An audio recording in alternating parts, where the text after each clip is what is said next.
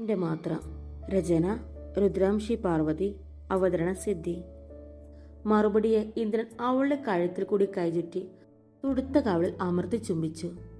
ഭാനുവിന്റെ കണ്ണ് മിഴിഞ്ഞുപോയി. ഇങ്ങനൊരു പ്രവൃത്തി അവൾ പ്രതീക്ഷിച്ചില്ല. ചുറ്റുമുള്ളവർ എല്ലാം അവരെ കണ്ണുമിഴിച്ചു നോക്കിയിരുന്നു. എന്നാൽ സുധി ഇന്ദ്രനല്ലേ ഇങ്ങനെ വരൂ എന്നറിയാവുന്ന പോലെ ചിരിയോടെ ഇന്നു. ചടങ്ങുകളെല്ലാം കഴിഞ്ഞു വന്നവരെല്ലാവരും ഫുഡും കഴിച്ചു മടങ്ങി. പിന്നീട് തോമസാറും വന്നു. അദ്ദേഹം കുട്ടികൾക്ക് ഓരോ സ്വർണ്ണമാല നൽകി. വൈകിട്ടോട് വീടൊഴിഞ്ഞു. ഭാനു എല്ലാവരും മാറി മാറി എടുത്ത് കരച്ചിലായ മക്കളെ തുടച്ച് ഡ്രസ്സ് മാറ്റി മുറിയിൽ കൊണ്ട് കിടത്തി ഉറക്കി. ബാമി മക്കളെ ബെഡിൽ കിടത്തി പതിയെ എഴുന്നേറ്റ് ഭാനു പിന്നിൽ കൂടി പുണർന്നുകൊണ്ട് അവൻ കുളിച്ചു. നാളുകൾക്ക് ശേഷം അറിഞ്ഞ പ്രിയപ്പെട്ടവന്റെ ചൂടിൽ ഭാനുവിൽ വിറയൽ കടന്നുപോയി. ബാമി അവളുടെ വയറിലേക്ക് പാഞ്ഞു കയറി ഇന്ദ്രന്റെ കൈ അവളെ അവന്റെ ശരീരത്തിലേക്ക് ചേർത്തു. ഇന്ദ്രേട്ട. ഭാനു കണ്ണുകൾ കൂമ്പി അടച്ചുകൊണ്ട് വിളി കേട്ടു. ഇന്ദ്രൻ അവളെ അങ്ങനെ തന്നെ നിർത്തി അവന് നേരെ തിരിച്ചു നിർത്തി. അവളിലാകെ അവന്റെ കണ്ണുകൾ പാഞ്ഞിടന്നുകൊണ്ട് അവൾ ഇളം പെങ്ങു നിറമാർന്ന ചുണ്ടിൽ അതിനു മുകളിൽ പറ്റിപ്പിടിച്ച വിയർപ്പ് തുള്ളികളിൽ അവന്റെ കണ്ണുകൾ ഉടക്കിയെന്നു. അവൻ കണ്ണുകൾ അടച്ചു തന്റെ കൈയുള്ളിൽ നിൽക്കുന്ന പെണ്ണിൽ നിന്ന് കണ്ണുമാറ്റി മക്കളെ ഒന്ന് നോക്കി. കരഞ്ഞു താഴ്ന്ന ക്ഷീണത്തോടെ ഉറങ്ങുന്ന മക്കളെ കണ്ട് ഒന്ന് പുഞ്ചിരിച്ചുകൊണ്ട് അവൻ അവളിലുള്ള പിടി മുറുക്കി ചുവരിലേക്ക് ചേർത്ത് നിർത്തി. ഇന്ദ്രേട്ട മക്കൾ. ഭാനു കണ്ണുകൾ വലച്ചു തുറന്ന് ഉറങ്ങിക്കിടക്കുന്ന മക്കളെ നോക്കി ആദ്യോടെ പറഞ്ഞു. അവരുറങ്ങുക ബാമി. അവൻ അവളുടെ ചുണ്ടിൽ വിരൽ വെച്ച് പറഞ്ഞതും അവൾ അവൻ്റെ കണ്ണിലേക്ക് നോക്കി. ഭാനുവിൻ്റെ കൈ അവൻ്റെ ഇടുപ്പിൽ നിന്ന് തോളിലേക്ക് പാഞ്ഞു കയറി മുറുകെ പിടിച്ചു.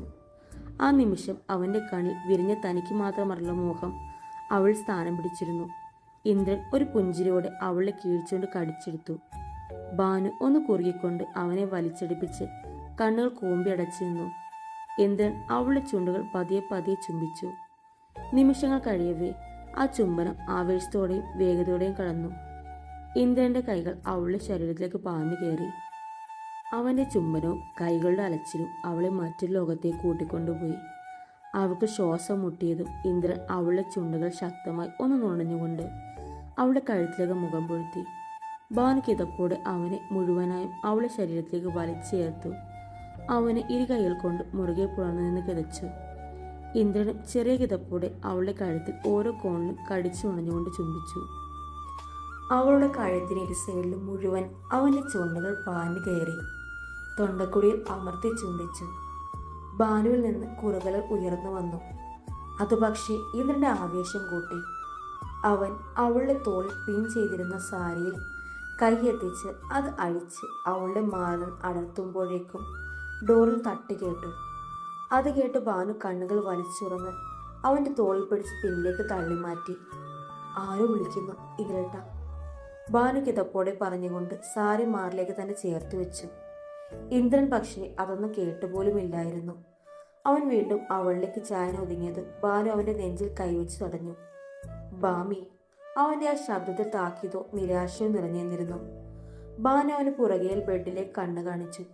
ഇന്ദ്രൻ അവളിൽ നിന്ന് നോട്ടം മാറ്റി തിരിഞ്ഞു നോക്കി. കുഞ്ഞി ദേവ ശബ്ദം കേട്ട് അനങ്ങി തുടങ്ങി. ഇന്ദ്രൻ അവരിൽ നിന്നും കണ്ണു മാറ്റി അവനെ നോക്കി നിൽക്കുന്ന ഭാനുവിനെ ചേർത്ത് പിടിച്ച് ആ ചുണ്ടുകൾ ഒന്നുകൂടി നുണഞ്ഞെടുത്തുകൊണ്ട് അവളിൽ നിന്ന് അകന്ന് ഡോർ തുറന്നു. ഭാനു കണ്ണും പിടിച്ച് ഒരു സെക്കൻഡിന് ശേഷം സാരി നേരിയിട്ട് ബെഡിലേക്ക് ഇരുന്ന് ദേവിയെ തട്ടിക്കൊടുത്തു. ഡോർ തുറന്ന് മുന്നിൽ നിൽക്കുന്ന സുധിയെ കണ്ട് ഇന്ദ്രൻ പല്ല് കടിച്ചു. സമയമായിട്ടില്ല മോനെ, ബാ. ഇന്ദ്രന്റെ മുഖം കണ്ട് ചിരി കടിച്ചു പിടിച്ച് സുധി അവന്റെ തോളിൽ കൂടി കൈയിട്ട് പുറത്തേക്ക് കൊണ്ടുപോയി. ഭാനു അവൻ പോകുന്ന നോക്കി ചിരിച്ചു. എന്താടാ? പുറത്തേക്ക് ഇറങ്ങിയതും സുധിയുടെ കഴുത്തിൽ നോവാത്ത വിധം ഇന്ദ്രന്റെ കൈമുറുകി. മോനെ ഇന്ദ്ര, രാവിലെ നീ ഭാനുയുടെ ചോര ഊറ്റിയതും ഇപ്പൊ ആരും ശ്രദ്ധിക്കാതെ പതുങ്ങി അകത്തേക്കായിരുന്നു. വെറുതെ നോക്കിയിരിക്കാനല്ലെന്ന് എനിക്കറിയാം. അതുകൊണ്ട് ഒരു 3 മാസം കൂടി കഴിഞ്ഞ് നീ ഒറ്റയ്ക്ക് എൻ്റെ പെങ്ങളെ കണ്ടാൽ മതി. ഇപ്പോഴേ അവിടെയാണ് നിന്റെ സ്ഥാനം. നമുക്ക് അങ്ങോട്ട് പോകാം.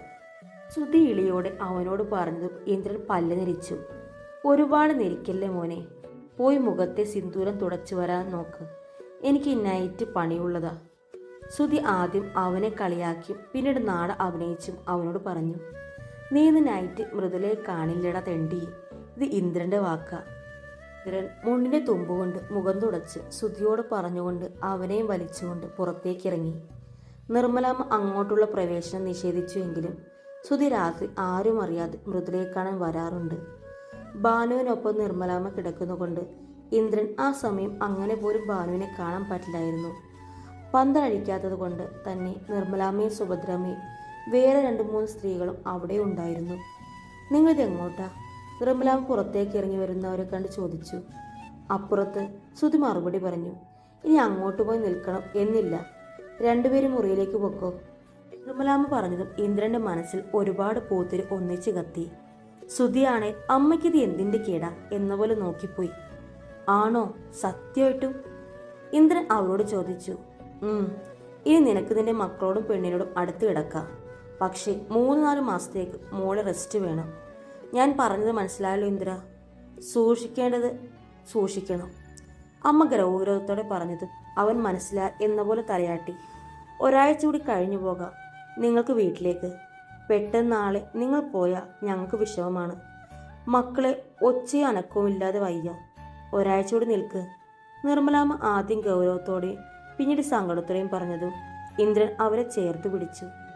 അമ്മയ്ക്ക് എപ്പോ മക്കളെ കാണും എന്ന് പറഞ്ഞാലും ഈ മോൻ കൊണ്ടുവരും. അതിനിങ്ങനെ സങ്കടപ്പെടേണ്ടല്ലോ. ഇന്ദ്രൻ പറഞ്ഞതും അവർ അവൻ്റെ നെഞ്ചിൽ ചാരിയെന്ന് നിറഞ്ഞ കണ്ണുകൾ തുടച്ചു. 4 മാസങ്ങൾക്ക് ശേഷം. ഇന്ദ്രേട്ട, തന്റെ ശരീരത്തിലേക്ക് ഒരു കൊടുങ്കാറ്റ് പോലെ പാഞ്ഞു കയറുന്നവനെ അതേ ആവേശത്തോടെ പ്രണയത്തോടെയും അവൾ തലങ്ങും വിലങ്ങും പുണർന്നുകൊണ്ട് വിളിച്ചു. അവളുടെ ആ ചെറിയ കിതപ്പോടെ കുറുകലോടുള്ള ആ വിളിയിൽ സ്വയം നഷ്ടപ്പെട്ടവനെ പോലെ അവൻ അവൾ പെരുമാഴ പോലെ തിമിർത്തു പെയ്തു. അവൻ്റെ നാവിൽ നിന്ന് എൻ്റെ ഭാമി എന്ന വിളിയും ആ മുറിയിൽ അലയടിച്ചു. അവസാനം അവൾ വിയർത്ത് ഒലിച്ചു തളർന്നുകൊണ്ട് പില്ലോയിലേക്ക് തളർച്ചയോടെ അവൾ തലയമർത്തി വെച്ചു. ഇന്ദ്രനും വെട്ടിവിറച്ചുകൊണ്ട് കിതപ്പോടെ വിയർത്ത് ഒഴുകി അവളുടെ മാറിൽ മുഖമർത്തി കിടന്നു കിതച്ചു. കുറച്ചു കഴിഞ്ഞതും ഇന്ദ്രൻ അവളിൽ നിന്ന് അകന്ന് ബെഡിലിറങ്ങിക്കിടന്ന് ഷീറ്റെടുത്ത് ദേഹം മറച്ച് അപ്പോഴും കണ്ണുകൾ അടച്ചു കിടക്കുന്നവളെ നോക്കി. അവളുടെ ചുണ്ടിൽ തെളിഞ്ഞു നിൽക്കുന്ന പുഞ്ചിരി അവനെ വീണ്ടും ഭ്രാന്ത് പിടിപ്പിച്ചു. വീണ്ടും അവളിലേക്ക് ചായനൊരുങ്ങിയ അവൻ്റെ മനസ്സിനെ അവൻ കഷ്ടപ്പെട്ട് അടക്കി നിർത്തി. ചരിഞ്ഞ് അവളോട് ചേർന്ന് കിടന്ന് ആ പൊഞ്ചിരിറിഞ്ഞു നിൽക്കുന്ന ചുണ്ടിൽ ഒന്നുകൂടെ വായിലാക്കി നുണഞ്ഞു. ഭാനു കണ്ണും മിഴിച്ചുകൊണ്ട് അവൻ്റെ തോൾ അമർത്തി പിടിച്ചുയർന്നു പൊങ്ങി. ആ ചുണ്ടുകളുടെ രുചി ഒന്നുകൂടെ രുചിച്ചുകൊണ്ട് അവൻ അവളിൽ നിന്ന് അകന്ന് അടുത്തായി തൊട്ടിൽ കിടക്കുന്ന മക്കളിൽ നിന്ന് കണ്ണോടിച്ചു. രണ്ടുപേരും നല്ല ഉറക്കമാണെന്ന് കണ്ടതും ഇന്ദ്രന്റെ ചുണ്ടിൽ വാത്സ്യത്തിൽ കളർന്നൊരു പുഞ്ചിരി വിരിഞ്ഞു. ഇന്ദ്രൻ അതേ ചിരിയോടെ ഭാനുവിനെ നോക്കിക്കൊണ്ട് അവളുടെ മാറിൽ മുഖാമർത്തി കെട്ടിപ്പിടിച്ചു. ഭാനു ഒന്ന് വിറച്ചു എങ്കിലും ഒരു ചിരിയോടെ അവനെ ചേർത്ത് പിടിച്ച് ആ മുടിയിൽ വിരലോടിച്ചു. ഒരുപാട് കഷ്ടപ്പെടുത്തിയല്ലേ ഞാൻ? അവളുടെ ഉച്ചത്തിൽ മിടിക്കുന്ന ഹൃദയം ശാന്തമായതും അവൻ കള്ളച്ചിരിയോടെ മുഖമുയർത്തി ചോദിച്ചു. ഒട്ടും കഷ്ടപ്പെടുത്തിയില്ല, ഇപ്പോഴാ നീറുവ ദേഹം. ഭാനുവിനെ കൂർപ്പിച്ചു നോക്കി പറഞ്ഞുകൊണ്ട് കഴുത്തിൽ നീറ്റിൽ ഉള്ളയിടം വിരൽ കൊണ്ടും തൊട്ടു. കൊതിയല്ലേ ഭാമി? അവൻ കള്ളച്ചിരിയോടെ പറഞ്ഞു. അവളുടെ മാറിലേക്ക് അമർത്തി ചുംബിച്ചു. അടങ്ങിന്ദ്രേട്ട, കൊതി കുറച്ച് കൂടുന്നുണ്ട്. ഇതിപ്പോ എത്രാമത്തേന്നറിയോ? ഭാനുവിനെ മാറിൽ മാറ്റി ഷീറ്റെടുത്ത് മാറി മറച്ചുകൊണ്ട് അവനെ കൂർപ്പിച്ചു നോക്കി. അവൻ കിഴിച്ചുകൊണ്ട് കടിച്ചു പിടിച്ച് ചിരിയോടെ അവളെ ഇടുപ്പിൽ കൂടി ചുറ്റി അവനോട് ചേർത്ത് കിടത്തി. നീ എനിക്ക് ഒരിക്കലും മടുക്കാത്ത ലഹരിയാണ് ഭാമി. എത്ര അറിഞ്ഞാലും മതിവരാത്ത ലഹരി. നിന്നിൽ ഞാൻ എന്നേ മറന്നു പോകും. നിന്റെ ഈ കണ്ണിൽ ആഴ്ന്നിറങ്ങി ഈ ശരീരം എന്നിൽ ചേർത്ത് വെച്ച് മുഴുവനായി നിന്റെ ആത്മാവിൽ ഇറങ്ങിച്ചെല്ലാൻ ഉള്ള കൊതി, ആവേശം, അതൊരിക്കലും കുറയില്ല ഭാമി.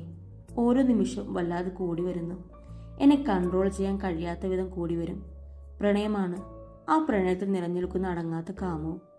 ഇന്ദ്രൻ അവൾ കണ്ണിൽ നോക്കി പറഞ്ഞതും ഭാനു ചുവന്നു തൊടുത്ത മുഖത്ത് നിറഞ്ഞ പ്രണയത്തോടെ അവൻ്റെ ചുണ്ടിൽ അമർത്തി ചുംബിച്ചു. വീണ്ടും ഒരു സംഗമത്തിനായി ഇരുവരും ശരീരം ചൂട് പിടിച്ചതും തൊട്ടിലിൽ നിന്ന് ഒരു കുഞ്ഞിക്കരച്ചിൽ ഉയർന്നു. ഇന്ദ്രൻ അവളിൽ നിന്ന് അകന്ന് അവളുടെ മുഖത്തേക്ക് നോക്കി. അവൾ ചിരിയോടെ കണ്ണു ചിമ്മി ഷീറ്റ് പുതച്ചുകൊണ്ട് എഴുന്നേറ്റ് ഹെഡ്രസ്സിൽ ചാരിയിരുന്നു. ഇന്ദ്രൻ നിലത്തുനിന്ന് മുണ്ടെടുത്ത് ഉടുത്ത് കരഞ്ഞു വിളിക്കുന്ന മക്കളെ കയ്യിലെടുത്ത് ഭാനുവിനടുത്തേക്ക് പോയിരുന്നു. മാറിന ഷീറ്റ് മാറ്റി ഇരുമാറിൽ നിന്ന് ഒരുമിച്ച് അവൾ മക്കൾക്ക് പാലൂട്ടി. ഇന്ദ്രൻ വാത്സല്യത്തോടെ സന്തോഷത്തോടെ പ്രണയത്തോടെ അവളെയും മക്കളെയും നോക്കിയിരുന്നു. ഈ പച്ചവെള്ളം പോലത്തെ സാധനം കുടിക്കാൻ ആണ് ഈ ബഹളം? ഇന്ദ്രൻ കുറുമ്പോടെ കള്ളച്ചിരി ചിരിച്ചുകൊണ്ട് പറഞ്ഞതും ഭാനുവിനെ കണ്ണു ചുരുക്കി നോക്കി. അടുത്ത നിമിഷം അവൻ പറഞ്ഞത് മനസ്സിലായതും അവൾ എന്നെ നോക്കി കണ്ണുരുട്ടി. ഇന്ദ്രൻ അവളുടെ കണ്ണിൽ ഒന്ന് ചുംബിച്ചുകൊണ്ട് അവളുടെ തോളിൽ ചാരിയിരുന്നു. കുറച്ചു കഴിഞ്ഞ് പാല് കുടിച്ച് രണ്ടുപേരും കണ്ണു തുറന്ന് ഭാനുവിനെ നോക്കി ചിരിച്ചു. കള്ളച്ചെക്കൻ. ഭാനു ചെക്കനെ എടുത്ത് തോളിൽ തട്ടി ആ ഉണ്ടക്കവളിൽ ചുംബിച്ചുകൊണ്ട് ഇന്ദ്രന്റെ കയ്യിൽ അവനെ കൊടുത്തു. പിന്നെ അപ്പോഴും മാറിൽ നിന്ന് ചുണ്ടടർത്താതെ അങ്ങനെ കിടന്ന് അവളെ നോക്കി കിടക്കുന്ന പെണ്ണിനെ എടുത്ത് മുതുകിൽ തട്ടി മാറിൽ ഷീറ്റെടുത്തിട്ട് അവളെ നെഞ്ചിലേക്ക് ചേർത്ത് വെച്ച് ആ ഉണ്ട ചുവന്ന കവളിൽ ചുംബിച്ചു. ഇവ ഒരു അമ്മക്കുട്ടിയാണ്. അവന് ഭാനുവിനെ അങ്ങനെ നോക്കി കിടക്കണം. അതാണ് അവന്റെ ഹോബി. ഗച്ചു നേരെ തിരിച്ച് അത് അച്ഛൻകുട്ടിയാണ്. ഇന്ദ്രന്റെ അനക്കം തട്ടിയാൽ ഉടനെ അവന്റെ കയ്യിൽ പോകണം. ഇന്ദ്രന്റെ വാശിയും ദേഷ്യവും ഇപ്പോഴേ അവൾക്കുണ്ട്. ദേവ ഭാനുവിന് ഒരുപാട് ചേർന്ന് കിടക്കുന്ന കട്ടതും അവൾക്ക് ഉശുമ്പ് തോന്നും. എന്നാൽ ഇന്ദ്രന്റെ അടുത്തുനിന്ന് മാറുകയുമില്ല. കണ്ണു തുറന്നു കിടക്കുന്ന മക്കളെ ബെഡിൽ നടക്കായി കിടത്തി ഇന്ദ്രനും ഭാനുവും ഇരുവശവും അടുത്ത് അപ്പുറം ഇപ്പുറമായി കിടന്നു. കാല് പിടിച്ച് വായിൽ കൊണ്ട് വെച്ച് ഭാനുവിനെ നോക്കി ചിരിച്ചു കിടന്ന് കളിക്കുന്ന ദേവയും ഇന്ദ്രനെ തന്നെ നോക്കി അവന്റെ താടിയിൽ കൈകൊണ്ട് തട്ടിക്കളിക്കുന്ന അച്ചുവിനെയും ഇരുവരും നോക്കി കിടന്നു. മക്കളെ കൊഞ്ചിച്ചും അവരോടൊപ്പം കളിയും തന്റെ പ്രാണനെ നെഞ്ചിൽ ചേർത്ത് പിടിച്ചുറങ്ങുമ്പോൾ ഇന്ദ്രൻ ലോകം ഇവരിൽ പൂർണ്ണമാണെന്ന് അവന് തോന്നി. ഇതെല്ലാം തനിക്ക് നൽകി തന്ന പൂർണ്ണനാക്കിയ ഭാനുവിനെ അവൻ അവനിലേക്ക് ചേർത്ത് പിടിച്ച് ആ നെറ്റിയിൽ തുരുതരെ ചുംബിച്ചു. അന്ന് ഒരാഴ്ചയ്ക്ക് ശേഷം ഭാനുവും മക്കളുമായി ഇന്ദ്രൻ അവരുടെ വീട്ടിലേക്ക് തിരികെ വന്നു. പിറ്റേന്ന് മുതൽ മക്കളുടെ കരച്ചിലും ചിരിയും ഭാനുവിനോടുള്ള അവന്റെ പ്രണയവും കൊണ്ട് അവരുടെ വീട് ഉണർന്നു. ശാരദാമ്മ അവൾക്കൊപ്പം ഇപ്പോഴുമുണ്ട്. ഇന്ദ്രൻ ജോലിക്ക് പോകുന്ന സമയം ഭാനുവിന് മക്കളെ നോക്കാൻ അവൾ ഒരു സഹായമാണ്. പഴയതുപോലെ ഉച്ചവരെ അവൻ ജോലിക്ക് പോകും. അത് കഴിഞ്ഞ് വേഗം ഓടിവരും അവന്റെ സ്വർഗത്തിൽ. എന്നാൽ ചില ദിവസം താമസിച്ചാൽ അവൻ അതിൻ്റെ ആ സങ്കടം മുഖത്ത് കാണാൻ കഴിയും. മൊത്തത്തിൽ ഇന്ദ്രന്റെ ഓരോ മിനിറ്റും മക്കൾക്കും ഭാനുവും ചുറ്റുമായി മാറി. പിന്നീട് 3 മാസം റെസ്റ്റ്. ചെറിയ കുറുമ്പുകൾ കാണിച്ചു ഇന്ദ്രൻ ഭാനുവിന് പഴയതിൽ കൂടുതൽ പ്രണയിച്ചു. ഓട്ടോ ഓടുന്നത് ഇന്ദ്രനെ കൊണ്ട് ശരിയാവില്ലെന്ന് കണ്ട് സുധിയും ഭാനുവും കൂടി സ്വന്തമായി എന്തെങ്കിലും ചെയ്യാൻ നിർബന്ധിച്ചു. അങ്ങനെ ആലോചിച്ചൊടുവിൽ തോമസ് സാറിന്റെ സപ്പോർട്ട് കൂടി ആയപ്പോൾ ഇന്ദ്രൻ സ്റ്റാൻഡിൽ അടുത്തായി ചെറിയ സൂപ്പർ മാർക്കറ്റ് ഇട്ടു. ഇപ്പോൾ അതിന് പുറകെയാണ് ഇന്ദ്രൻ. ആ നാട്ടിൽ സൂപ്പർ മാർക്കറ്റ് ഇല്ലാത്തത് കൊണ്ടും ഉള്ളത് അങ്ങ് ടൗണിലായതുകൊണ്ടും ഇന്ദ്രന്റെ ആ സൂപ്പർ മാർക്കറ്റ് പെട്ടെന്ന് അവിടെ പച്ച പിടിച്ചു. ഒട്ടും മോശമല്ലാത്ത വരുമാനം അതിൽ നിന്ന് അവർക്കുണ്ട്. ഇപ്പോൾ സഹായത്തിന് വേറെ ഒരാളെ കൂടി കടയിൽ വെച്ചു. ഇപ്പോൾ വളരെ നല്ല രീതിയിൽ തന്നെ അത് മുന്നോട്ട് പോകുന്നു. സുധിയും നിർമ്മലമ്മയും മൃദുലയും എല്ലാ ആഴ്ചയും 5 ദിവസവും വന്നു പോകും. സുഭദ്രമ്മ അവരുടെ അമ്മയ്ക്കൊപ്പമാണ്. ഇടയ്ക്ക് മൃദുലയും ഭാനുവിനെയും കാണാനും നിൽക്കാനും വരാറുണ്ട്. എല്ലാവരും നിർബന്ധിച്ച് സുഭദ്രമ്മ അവരുടെ തീരുമാനത്തിൽ ഉറച്ചു നിന്നു. ശനിയും ഞായറും അവർ ഇന്ദ്രന്റെ വീട്ടിൽ രാവിലെ വന്ന് രാത്രി വൈകിയാണ് പോകുന്നത്. മക്കളെ പിരിഞ്ഞതിൽ അവർക്ക് എല്ലാം വല്ലാത്ത വിഷമമുണ്ട്. പക്ഷേ അവരുടെ ലോകം അവർക്കായി വിട്ടുകൊടുത്തുകൊണ്ട് എല്ലാവരും ആ സങ്കടം ഉള്ളൊതുക്കി. ഏറ്റവും സങ്കടം മൃദുലയ്ക്കായിരുന്നു. മക്കളുള്ളതുകൊണ്ട് ജോലി വേണ്ടെന്ന് വെച്ച അവൾക്ക് മക്കളെ കാണാതെ അവരെ കൊഞ്ചിക്കാതെ പറ്റില്ലെന്നായി. അതിനൊരു പരിഹാരമായി സുധി പിറ്റേ മാസം ആ പരാജയം തീർത്തു കൊടുത്തു. മൃദുല ഇപ്പോൾ പ്രഗ്നൻ്റ് ആണ്. 2.5 മാസം കഴിഞ്ഞു. ചെറിയ രീതിയിലുള്ള അസ്വസ്ഥതകളും ബുദ്ധിമുട്ടുകളും ഉണ്ടെന്നല്ലാതെ മൃദുല വേറെ കുഴപ്പമില്ലായിരുന്നു. ഭാനുവിനെ നോക്കിയ പോലെ തന്നെ നിർമ്മലാമ്മ മരുമകളെ ഒരു കുറവും വരാതെ നോക്കുന്നുണ്ട്. ഇപ്പോൾ മക്കൾക്കൊപ്പം സുഭദ്രാമ്മയും കൂടെ ഉണ്ട്. ഇനി പ്രസവം കഴിഞ്ഞ് തിരികെ മടങ്ങുന്നുള്ളൂ എന്നറിയിച്ചതും എല്ലാവർക്കും സന്തോഷമായി. മൃദുലയ്ക്ക് യാത്ര പാടില്ലാത്തതുകൊണ്ട് ഭാനുവിനെയും മക്കളെയും കൊണ്ട് ഇന്ദ്രൻ അങ്ങ് പോയി നിൽക്കാറുണ്ട്. ഇപ്പോൾ എല്ലാവരും ആ മാലാഖയ്ക്ക് വേണ്ടിയുള്ള കാത്തിരിപ്പിലാണ്.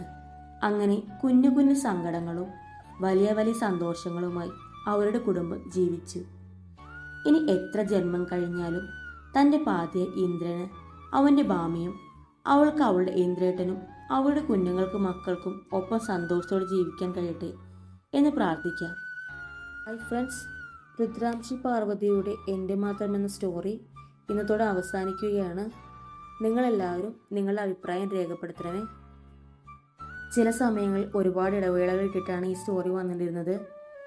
അതിൽ നിങ്ങളെല്ലാവരും പ്രതീക്ഷിച്ചത് കേൾക്കാനിരുന്നതിന് ഒരുപാട് നന്ദി പറയുന്നു. ഞങ്ങൾ അടുത്ത സ്റ്റോറി ഉടനെ തുടങ്ങുന്നതാണ്. എല്ലാവരും സപ്പോർട്ട് ചെയ്യണേ.